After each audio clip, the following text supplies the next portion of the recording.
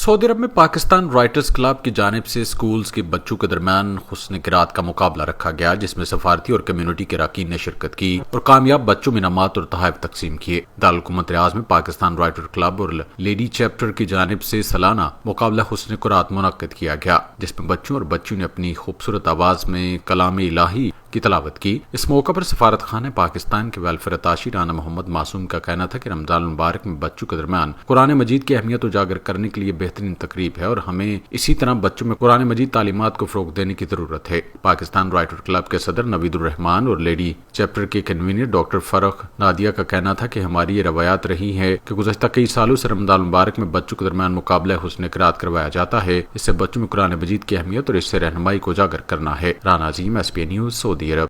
سیتھیز life style stores لایا اس چھوٹی عید پر بڑی سیل، جس میں بچوں کے گارمنٹس، لیڈیز اور جینٹس کے سلے انسلے کپڑوں کی نئی عید ویرائٹی پر حاصل کرے 50% تک کا بڑا ڈسکاؤنٹ۔ تو آج ہی اپنی قریبی سیتھیز لائف سٹائل سٹورز پر وزٹ کرے اور حاصل کرے عید سے پہلے عیدی، وہ بھی بڑے ڈسکاؤنٹ کی صورت میں۔